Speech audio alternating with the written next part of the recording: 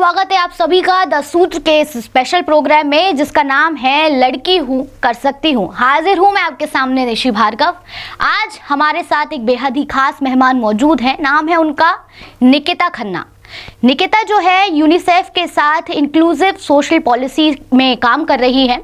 निकिता से बात करना आज इसलिए भी बेहद ज़्यादा ज़रूरी है। जो युवा है आज के, वो जो सोचते हैं कि हमको अब्रॉड शिफ्ट होना है या हमें कहीं बाहर जाना है, निकिता ये तमाम सारा सफ़र तय करके वापस अपने देश, वापस अपने घर भोपाल में आकर बहुत ही जो ट्राइबल लोग जिनको हम कह सकते हैं, ट्राइबल लोगों के साथ उनको जानने की कोशिश कर रही हैं, सोशल वर्क उनके साथ कर रही हैं, उनको हेल्प आउट कर रही हैं। तो उनकी बहुत ही ज़्यादा इंटरेस्टिंग सी जो जर्नी है उसको हम विस्तार से यहाँ पर आपको बताएंगे। मैं बहुत बहुत स्वागत करना चाहूँगी निकिता खन्ना का। वेलकम निकिता। सबसे पहले निकिता हमारे दर्शकों को बताइए कि बचपन कैसे गुजरा, क्योंकि बचपन से एक सपना होता है सभी लोगों का। आप सोशल वर्क कर रही हैं, तो क्या बचपन से ही सोच रखा था कि सोशल वर्क ही करना है? जी, बचपन से ही मैं चाहती थी कि मैं अपने समाज के लिए कुछ करूं, और वो समाज प्रेम, देश प्रेम तो बचपन से ही था।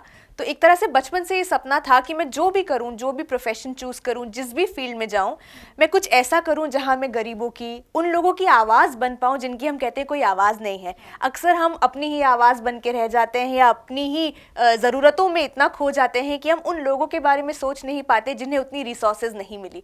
तो बचपन से मैं सोचती तो ज़रूर थी कि कुछ ऐसा करूँ जहाँ मैं समाज में कुछ वापस दे पाऊँ।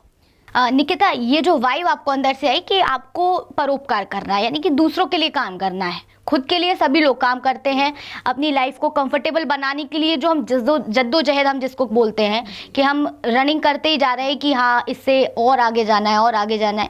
लेकिन क्या इसके पीछे फैमिली बैकग्राउंड जो मम्मी पापा की थिंकिंग है, मैं कहूँ वो उसके पीछे है? इसके बहुत सारे कारण हैं। बचपन से जब मैं काम करते हुए छोटे बच्चों को देखती थी, हम जिसे चाइल्ड लेबर भी कहते हैं, तो बहुत ज़्यादा मन होता था कि कुछ ऐसा करूं जहां इन्हें चाइल्ड लेबर से बाहर निकाल पाऊं। तो ऐसी कई सारी परिस्थितियां, ऐसी कई सारे संदर्भ जीवन में आए जहां मैं सोचती रही कि कुछ ना कुछ ऐसा करना है जहां बच्चों के लिए, महिलाओं के लिए कुछ करना है। तो परिवार डेफिनेटली बहुत सपोर्टिव था। परिवार ने भी समझा कि मुझे इन्हीं चीज़ों में मेरी इच्छा है। तो परिवार का भी सपोर्ट था डेफिनेटली, और ऐसी चीज़ों ने मुझे बहुत प्रेरित किया कि मैं जो भी करूं समाज के लिए कुछ। सोशल वर्क कब से कर रही हैं आप? सोशल वर्क तो मैं कहूँ ग्रेजुएशन से ही कर रही हूँ। मैंने दिल्ली विश्वविद्यालय से ग्रेजुएशन किया। उसी समय से था कि कुछ ना कुछ ऐसे करना है। कई रिसर्च पेपर्स इस तरीके से लिखे। जवाहरलाल नेहरू यूनिवर्सिटी में जब मैंने पोस्ट ग्रेजुएशन किया, तभी मेरा इंक्लिनेशन इन्हीं तरह की चीज़ों को था कि मैं क्या ऐसा करूं इन रिसर्च टॉपिक में, ट्राइबल इकोनॉमी के लिए, ट्राइबल्स के लिए। ग्लोकलाइजेशन पे मैंने काम किया, जहां इंडिया को मैंने पेरिस में रिप्रेजेंट किया। ग्लोकलाइजेशन यानी कि हम ट्राइबल इकोनॉमी को किस तरीके से ग्लोबल इकोनॉमी के साथ जोड़ सकते हैं। तो इस पर मैंने काम किया, क्योंकि हम अक्सर देखते हैं युवाओं को ब्रांड्स का बहुत क्रेज होता है। तो हम किस तरीके से इन्हीं ट्राइबल इकोनॉमी के जो प्रोडक्ट्स हैं या हमारे स्व सहायता समूह के जो प्रोडक्ट्स हैं, इनको किस तरीके से उसी ब्रांडिंग में करके युवाओं को इनका भी क्रेज लेकर आ सकते हैं। तो इस पर मैंने पेरिस में काम किया। उसके बाद मैंने इंडिया को रिप्रेजेंट किया इंटरनेशनल कॉन्फ्रेंसेस में, कई जगहों पे भारत को रिप्रेजेंट किया। और तब से ही मेरा जो इंक्लिनेशन था वो यही था कि एक तरफ तो हम जहाँ पर रिसर्च के थ्रू लोगों को बता पाएँ कि वो क्या अपनी ज़िंदगी में ऐसे बदलाव ला सकते हैं ऐसे लोगों के लिए, और दूसरी तरह कि मैं खुद प्रैक्टिकल फील्ड में ऐसे क्या कार्य कर सकती हूँ जहाँ मैं लोगों के लिए कुछ काम करूँ। आपके माता पिता मतलब फैमिली बैकग्राउंड कैसा है? मेरे पेरेंट्स बिजनेस में हैं, तो वो थोड़ा सा जैसे हम कहते हैं कि अलग तरीके का बैकग्राउंड था। दोनों बिजनेस में हैं। My father and my mother both are working business man and business woman. तो वहाँ से आपने जब सोचा कि मुझे सोशल वर्क करना है, मुझे लोगों के लिए कुछ करना है, आप पेरिस गई जी, और पेरिस में आपने इंडिया को रिप्रेजेंट किया। हमारे यहाँ पे लोगों का सपना है, तमाम सारे युवाओं का सपना है कि हमको वहाँ लंदन जाना है, कनाडा जाना है, पेरिस जाना है, वहीं पे ही सेटल होना है। इंडिया में कुछ नहीं है। लेकिन आप वहाँ गई, पहुँची, सारी चीज़ें देखी, वापस आई, क्या कारण है? देखिए, अक्सर हम युवाओं ये सोचते हैं कि भारत में काम करने से क्या, इतनी अपॉर्चुनिटीज़ यहाँ नहीं है तो हम बाहर चले जाएं, हम किसी और देश में किसी और देश के लिए काम करें। पर मेरा हमेशा से ये मानना था कि आप सीखने के लिए ज़रूर बाहर जा सकते हैं, आप वहाँ का एक्सपोजर एक्सपीरियंस बाहर से ले सकते हैं, पर अंत में आपको जो काम करना है वो अपने देश के लिए करना है। उसी को हम देश प्रेम कहते हैं कि आपने जो भी चीज़ें बाहर सीखी उन्हें आप किस तरीके से ग्राउंड पे ग्रास रूट्स में अपना सकते हैं। तो जब मैं पेरिस गई या मैंने वहाँ पर जो सीखा, या जब मैं यूनाइटेड नेशन जिनीवा में मैंने विजिट किया, वहाँ पर जो सीखा, जर्मनी में जो सीखा, मैं यही चाहती थी कि उसे मैं अपने देश में कैसे लागू कर पाऊँ। और केवल देश में ही नहीं, मैं भोपाल के गाँव में काम करती हूँ, तो उसे मैं कैसे गाँव के अंदर भी लागू कर पाऊँ। तो वहाँ का सीखा हुआ हम ग्रास रूट्स में, अपनी ग्राम पंचायतों में, अपने देश के गाँव में कैसे लागू करके अपने गाँव को सुधार सकते हैं, वो मेरा सपना था। यहाँ पर निकिता ने बहुत ही स्वीट और सिंपल सा मैसेज दिया है, अगर आप लोग समझ पाए इस चीज़ को, कि अगर आपको कुछ सीखने के लिए बाहर जाना है तो आप डेफिनेटली जाइए। अगर आपको अब्रॉड जाना है, कनाडा जाना है, पेरिस जाना है, जर्मनी जाना है, आप बेशक जाइए, लेकिन जब सर्विंग की बात आए तो you have to serve to your own country, यानी कि आप वहाँ से क्या सीख कर आए हैं, जो नर्चर होके आपको फ्रूटफुलनेस मिली है, वो कैसे आपको आके अपने देश को सर्व करना है। इस चीज़ को बहुत खूबी से निकिता ने समझाया यहाँ पे, और तमाम सारे युवा इस चीज़ को भी देख रहे हैं, कहीं ना कहीं एक मैसेज उनके लिए भी है। आगे की तरफ बढ़ते हैं।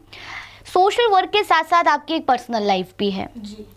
पर्सनल लाइफ को कैसे मैनेज करती हैं, क्या चीज़ें हैं पर्सनल लाइफ में आपकी?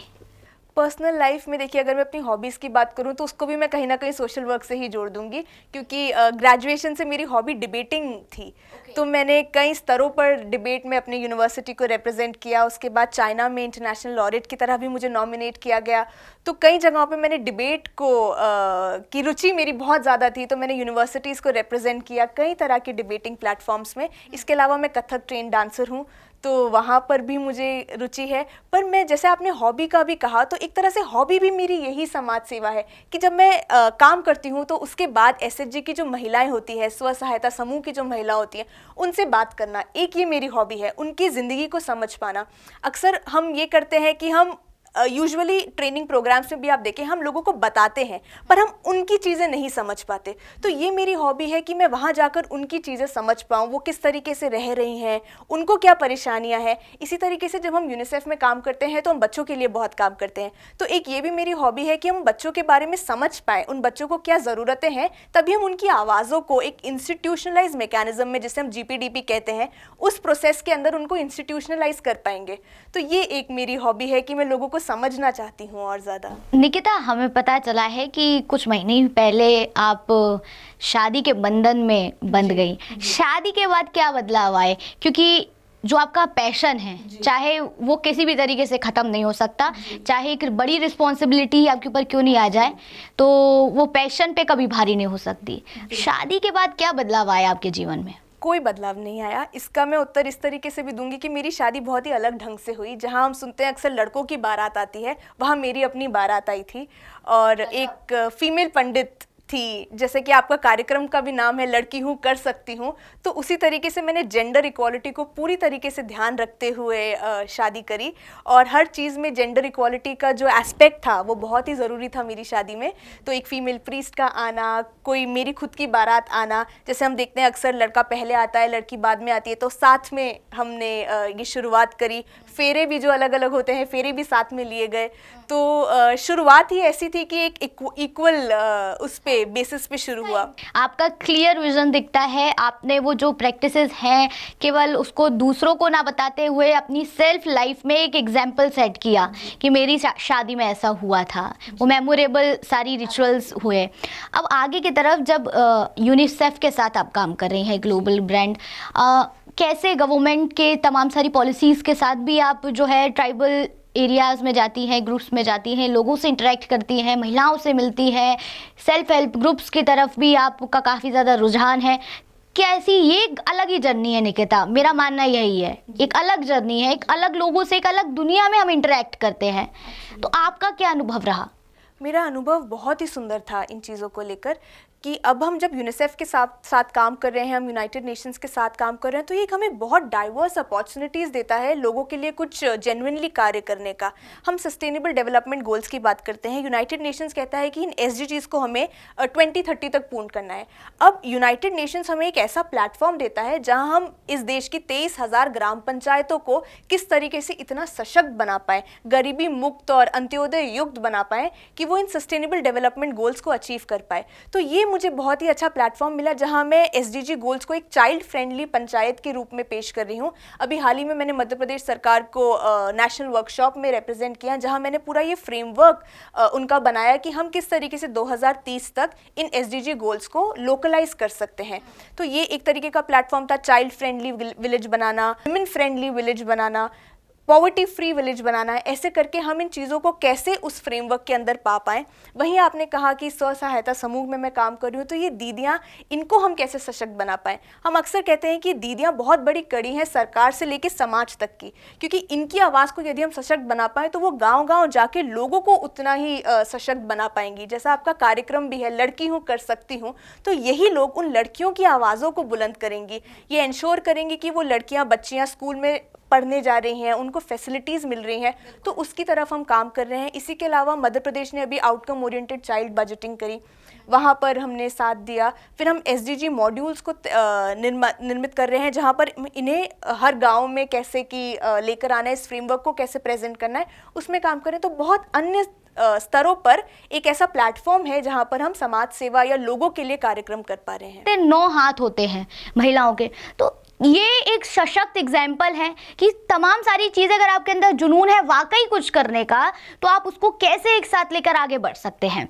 फ्यूचर में आपके बहुत सारे प्लान्स होंगे निकिता, प्रेजेंट में तो आप बहुत ही अच्छा कर रही हैं। पैरेलल सारी चीज़ों को मैंने देखा कि आप पैरेलल ही लेकर चल रही हैं, पर्सनल भी, प्रोफेशनल भी, सोशल भी, पब्लिकली आपकी एक अलग लाइफ है उसको भी, तो मल्टीपल रोल्स प्ले कर रही हो आप। लेकिन फ्यूचर भी होता है ना, एक सोचते कि ये मेरा फ्यूचर का विजन है, आज मैं यहाँ पहुँच गई हूँ, अब मैं आने वाले कुछ ईयर्स में अपने आप को वहाँ देखना चाहती हूँ। ये इसका मैं थोड़ा फिलोसफिकल उत्तर दूंगी, क्योंकि मेरा मानना है कि भविष्य का दूसरा नाम ही संघर्ष है। तो हम भविष्य को तो नहीं देख सकते, ना ही उसको नियंत्रण कर सकते हैं, ना उसे निर्मित कर सकते हैं। तो भविष्य के बारे में सोचने में मैं इतना ज़्यादा विश्वास नहीं रखती, ना ही मैं जो हमारे साथ पहले हो चुका है उसके बारे में सोचने में विश्वास रखती हूँ।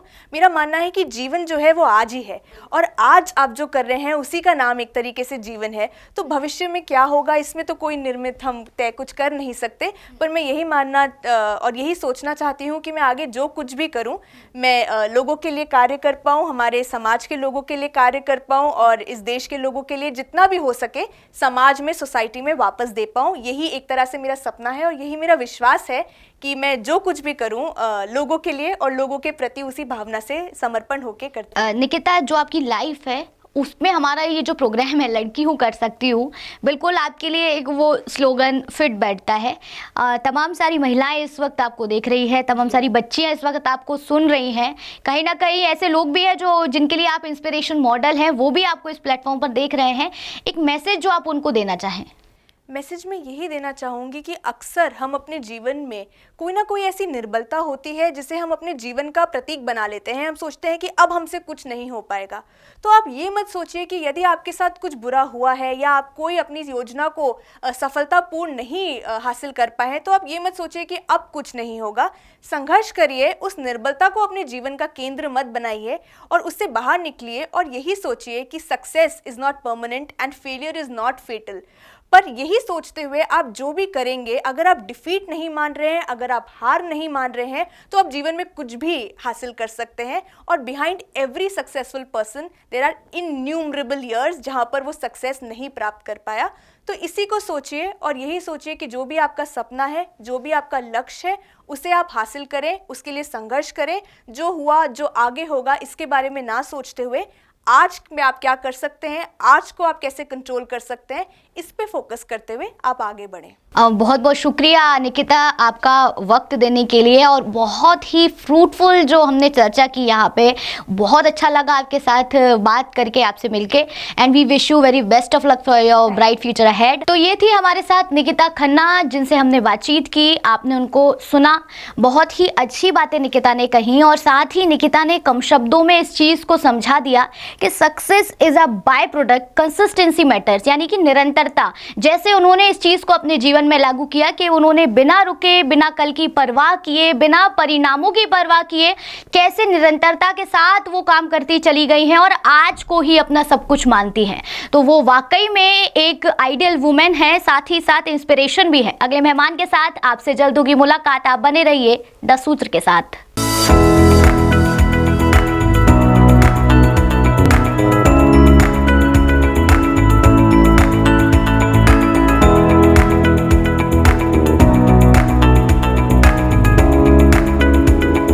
द सूत्र की खबरों को देखने के लिए प्ले स्टोर और एप्पल स्टोर से डाउनलोड करें हमारा ऐप द सूत्र। आप हमारी खबरें thesutra.com पर भी देख सकते हैं। Social media platforms Twitter, Facebook और इंस्टाग्राम पर भी हमें फॉलो कर सकते हैं। साथ ही यूट्यूब पर भी हमें सब्सक्राइब करें। यदि आपकी नहीं हो रही कोई सुनवाई और आपके पास है कोई खबर, तो हमारे व्हाट्सएप नंबर 700000244141 पर भेजिए और बनिए हमारे सूत्र।